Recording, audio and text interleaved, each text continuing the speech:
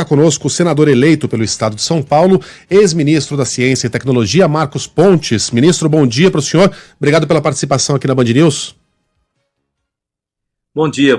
Um prazer falar com vocês aí. Obrigado pela oportunidade. Um bom dia aí para Luiz, Carla, Sheila e a todos aqueles que estão nos ouvindo. Antes de mais nada, parabéns pela vitória. Vitória surpreendente, né? Com uma diferença bastante larga em relação aos demais candidatos. E a primeira pergunta é que tipo de bandeira paulista o senhor pretende levar para o Senado Federal?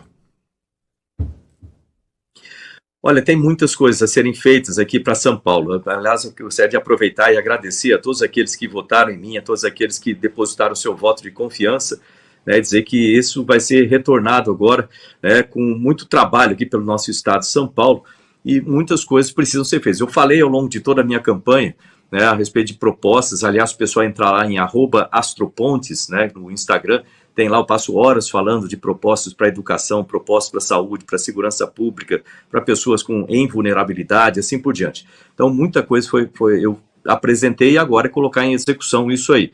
Lógico que a gente tem aquelas pautas que são institucionais para o Estado, né, e importantes para o Brasil como um todo, como tratar ali no Congresso a respeito da reforma administrativa, que precisa sair do papel, reforma tributária, o Pacto Federativo, muita coisa a ser feita aqui para trazer mais benefícios e mais recursos aqui para o Estado para que serem aplicados, né, sobre mais dinheiro para ser aplicado nas áreas essenciais. E também projetos de articulação diretamente aqui com o governo federal, né, e espero o presidente Bolsonaro reeleito, o Tarcísio aqui no governo do Estado também, para fazer essa articulação alinhada e poder trazer aqui, por exemplo, creches para todas as crianças, principalmente da periferia. Eu vim da periferia, eu sei exatamente a necessidade, a importância disso.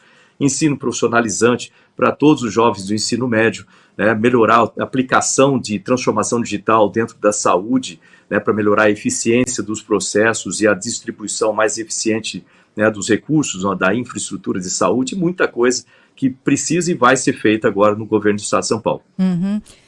Ministro, eu vi uma das primeiras entrevistas que o senhor deu, logo na sequência da divulgação do resultado, que o confirmou na vaga para o Senado por São Paulo. E nessa entrevista o senhor falou que quer ajudar não apenas com emendas, mas trazendo desenvolvimento, empresas e emprego para São Paulo, não é? Que propostas nesse sentido de geração de empregos, e mais do que geração de empregos, a gente vem numa crescente na geração de empregos, os últimos dados mostram isso. No entanto, a gente continua com uma altíssima informalidade, isso vale para todo o país, não vale só para o estado de São Paulo. Então, o que fazer em relação à informalidade e também de suporte para aqueles trabalhadores por conta própria que também vem crescendo demais e que demandam esse suporte?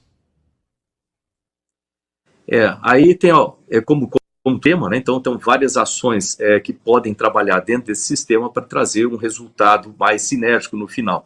Então você vê que uma das primeiras coisas a serem feitas, o Tarcísio tem falado disso também, é a redução de impostos aqui no nosso estado. Quando a gente fala em redução de impostos, né, geralmente o pessoal da esquerda fica completamente apavorado, que vai reduzir a arrecadação. Não vai reduzir.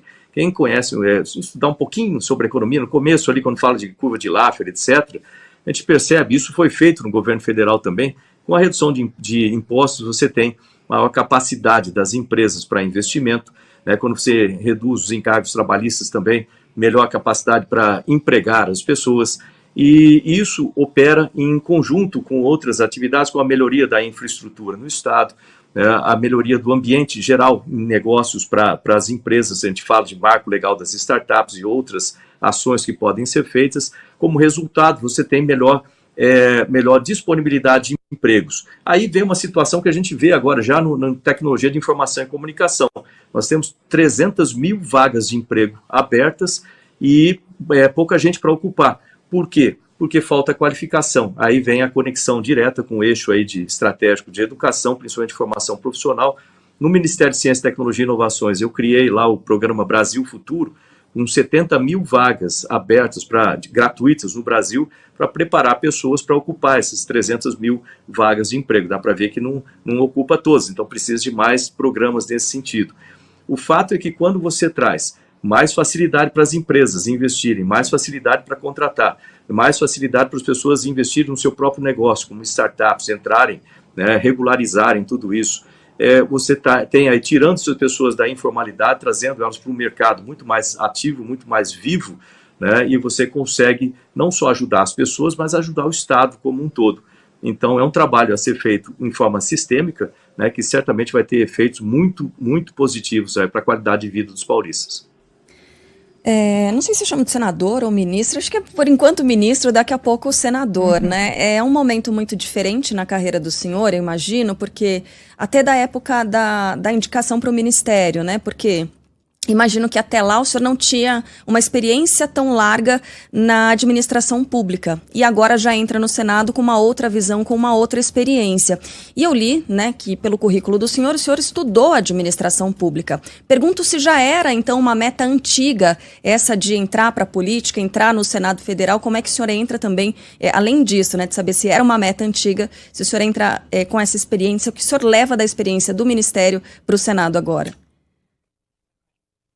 Essa é uma ótima pergunta. Eu confesso que para você que na época que eu estudei administração pública na Academia da Força Aérea, eu estava ali focado mais em voo, etc. Eu achava meio estranho, mas tinha a explicação, logicamente, porque como oficial da Força Aérea você vai gerenciar departamentos, bases aéreas, comandos e assim por diante, então você precisa ter conhecimento de administração pública.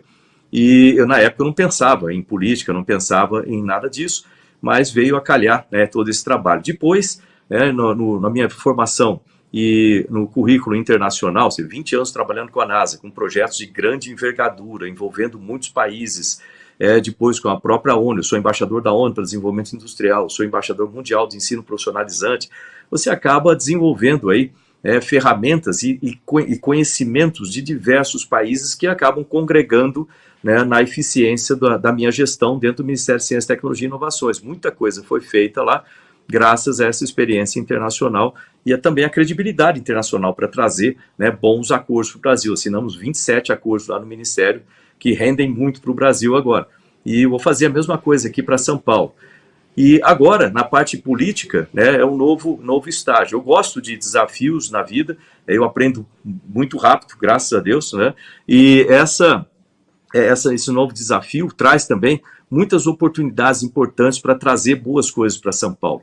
Usando toda essa minha carreira, toda essa expertise que eu tenho, nacional, internacional, eu já demonstrei ali dentro do Senado, por exemplo, e dentro do Congresso, como ministro, de ser um ministro, entre aspas, técnico, né, de poder chegar lá e convencer parlamentares da importância, por exemplo, da aprovação na época, no começo do mandato, como ministro de Comunicações, do PL 79, Projeto de Lei 79, que mudou, né, o regime de concessão para autorização das telecomunicações no Brasil. Se não fosse eu trabalhar junto ali, mostrar isso para os senadores naquela época, esse negócio estava parado há 6 anos no Senado, né, e se não fosse esse meu trabalho lá, a gente não teria hoje o 5G, que isso fez parte da minha estratégia para a implementação do 5G no país. Sem isso, a gente não teria um leilão com sucesso para 5G no país. Da mesma forma, 20 anos de espera lá no Congresso para aprovação do Acordo de Salvaguardas Tecnológicas com os Estados Unidos para transformar o Centro Espacial de Alcântara de um centro militar para um centro comercial,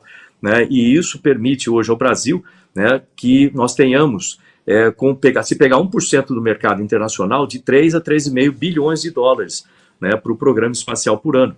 Então você vê que isso aí é aplicação direta. Por que a técnica, vamos dizer, o conhecimento técnico pode ser e precisa ser empregado no convencimento dos parlamentares. A gente vai fazer isso lá no Senado também. Uhum. Ministro, de que maneira o senhor pretende atender às demandas relacionadas à saúde, representando o Estado de São Paulo? Pergunto isso porque as campanhas mostram que essa é hoje, em primeiro lugar, a grande preocupação de quem mora no Estado de São Paulo. Na sequência vem segurança pública. Em relação à saúde, de que maneira o senhor pretende levar esse tema com propostas no Congresso Nacional, representando o Estado de São Paulo? Aliás, eu quero convidar o pessoal a entrar em @astropontes no meu Instagram, @astropontes, que tem lá, eu passei horas falando sobre saúde, horas falando sobre educação, propostas, né, horas falando sobre segurança pública, propostas para pessoas com deficiência e doenças raras, para pessoas em vulnerabilidade, etc. Capacidade de articulação, ele traz ali para uma cidade, por exemplo, um hospital regional.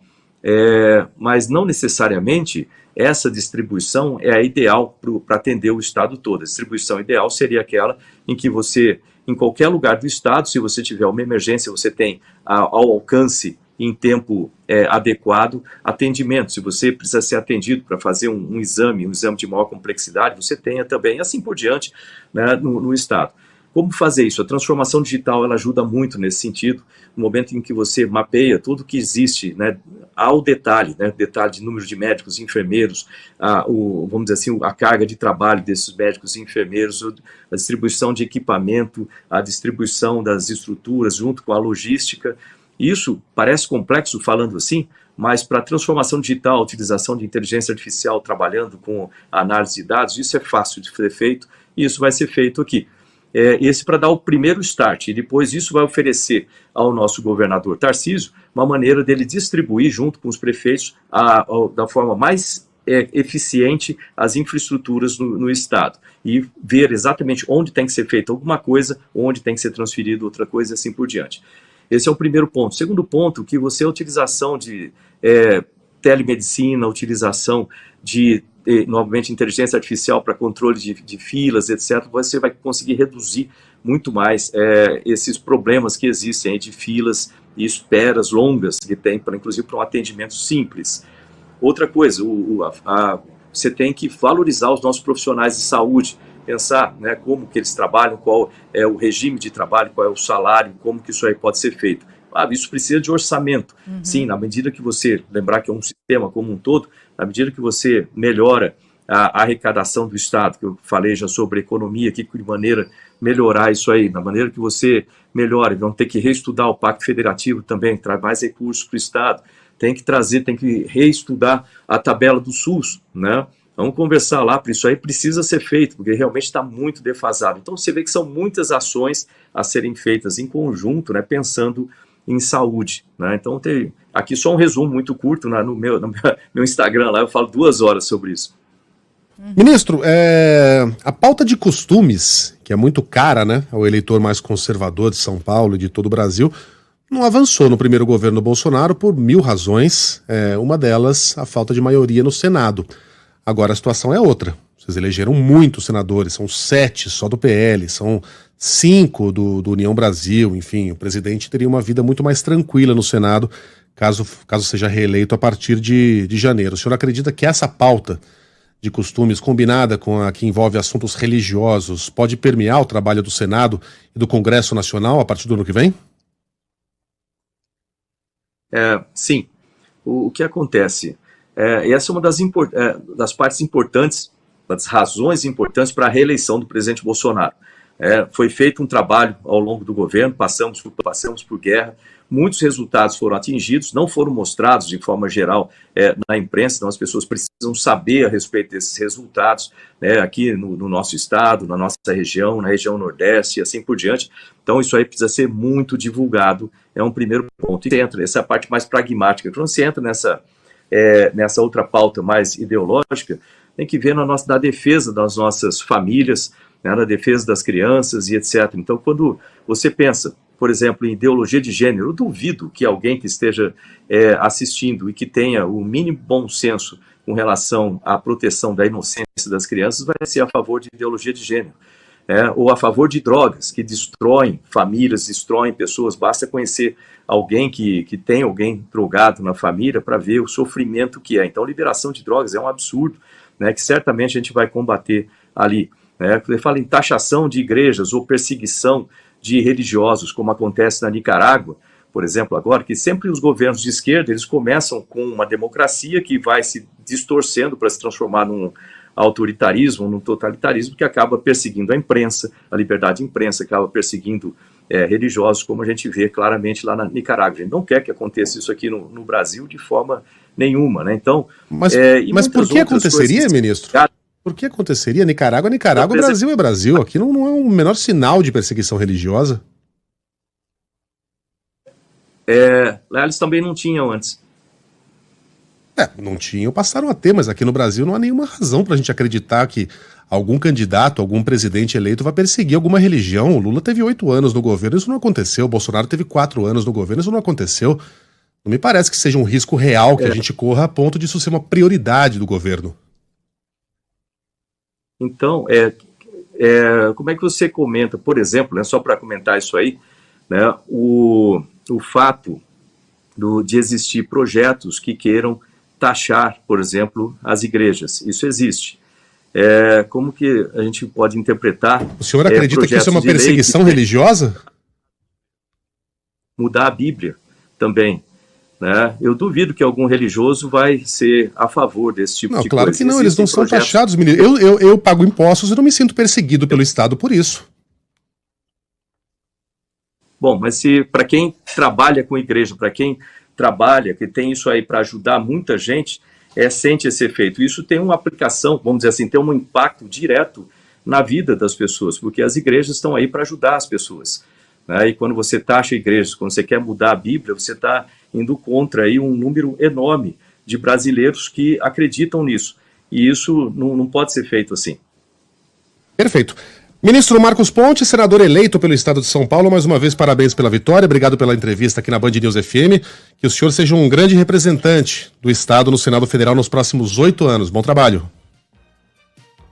Obrigado. Os paulistas podem contar comigo e a gente vai defender a família e as nossas crianças, com certeza. Um grande abraço aí, tchau.